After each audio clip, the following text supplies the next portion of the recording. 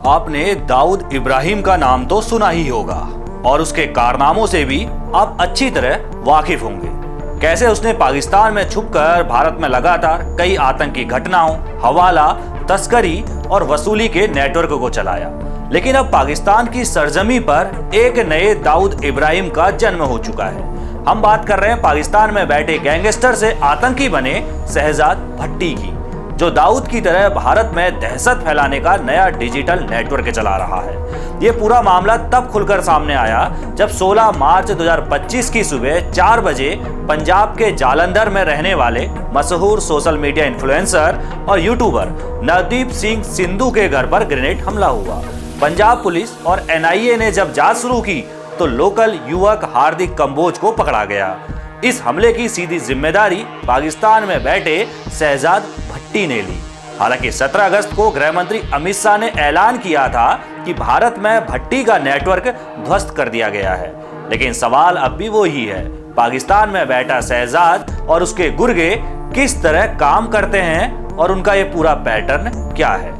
Underworld don Dawood Ibrahim जहां जमीन पर उतरकर तस्करी और फिरौती का काम करता था, वहीं ये डिजिटल डॉन शहजाद भट्टी सीधे पाकिस्तान में बैठकर सोशल मीडिया जैसे इंस्टाग्राम के जरिए भारत के युवाओं तक पहुंच रहा है। NIA और स्पेशल सेल के सूत्रों के मुताबिक शहजाद भट्टी इस पूरे नेटवर्क का मुखिया है, जो सीधे पाकिस्तानी खुफिया एजेंसी ISI के इशारे पर काम करता है। अगर हम इसके नेटवर्क के ढांचे को समझें तो भट्टी के नीचे उसके 3 मुख्य वजीर काम करते हैं, जो पाकिस्तान और बलूचिस्तान के बड़े गैंगस्टर है। पहला है सनी टाइगर। ये पाकिस्तान का गैंगस्टर और हथियारों का बड़ा सप्लायर है, जो लड़कों का दिमाग भड़काने यानी ब्रेन वॉश करने में माहिर है। दूसरा है जफर सुपारी।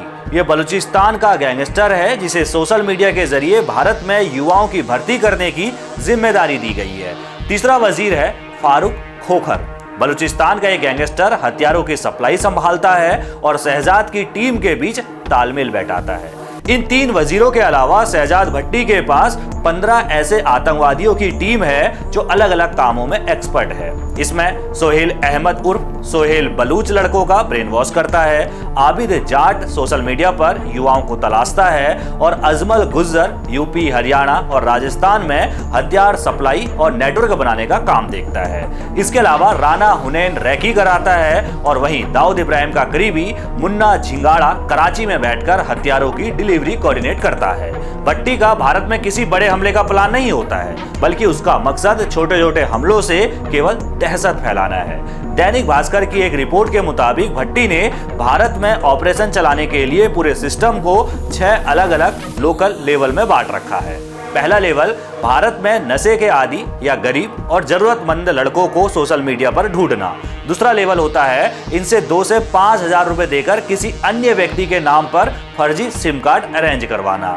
तीसरा लेवल है लोकल दुकानों से CCTV कैमरे खरीदवाना। चौथा लेवल टारगेट वाली जगह के पास गुप्त तरीके से CCTV कैमरा लगवाना।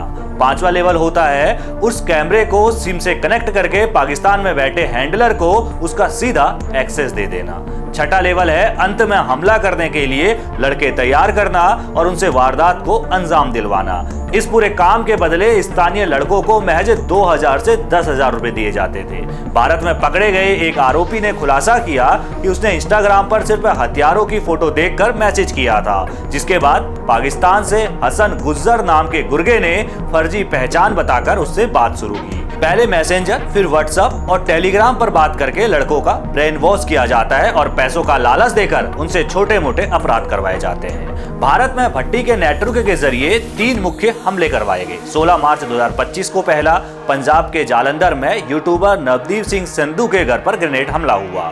25 नवंबर 2025 को ही दूसरा हमला हुआ। हरियाणा के सिरसा में स्थित महिला पुलिस थाने पर ग्रेनेड से हमला कराया गया। जनवरी 2026 में हरियाणा के अंबाला में बलदेव नगर पुलिस स्टेशन परिसर में खड़ी कार में ब्लास्ट हुआ। इन तीनों ही हमलों की जांच में एनआईए को एक जैसा पैटर्न और शहजाद भट्टी का कॉमन लिंक मिला। हालांकि भारतीय सुरक्षा एजेंसियों और राज्यों की एटीएस ने मुस्तैदी दिखाते हुए पंजाब से शुभदीप सिंह, गुरजंत सिंह, साजन सिंह, गगनप्रीत सिंह समेत हरियाणा और दिल्ली से सोहेल, सोनू मीणा, दानिश उर्फ चांद मियां जैसे कई गुर्गों को गिरफ्तार करके इस नेटवर्क की कमर तोड़ दी है। देश भर से 250 से ज्यादा संदिग्धों को पकड़ा गया है। लेकिन सबसे बड़ी चुनौती यह है कि भट्टी भारत में बैन होने के बावजूद लगातार अपनी इंस्टाग्राम आईडी बदल कर नई आईडी से एक्टिव रहने की कोशिश कर रहा है। सीमा पार बैठा ये डिजिटल डॉन भारत के युवाओं को चंद पैसों और सोशल मीडिया के झूठे आकर्षण में फंसाकर देश विरोधी गतिविधियों में धकेल रहा है। ऐसे में आज के युवाओं और अभिभावकों को बेहद सतर्क रहने की जरूरत है। सोशल मीडिया पर किसी भी अनजान या संदिग्ध अकाउंट के संपर्क में आने से बचें, क्योंकि आपका एक गलत कदम आपके और देश की सुरक्षा को खतरे में डाल सकता है। पाकिस्तान के इस नए आतंकी मॉडल पर आपकी क्या राय है, हमें कमेंट सेक्शन में जरूर बताइएगा। बाकी देश दुनिया की सभी बड़ी खबरों को पहले पाने के लिए चैनल को सब्सक्राइब करना ना भूलिएगा। नमस्कार।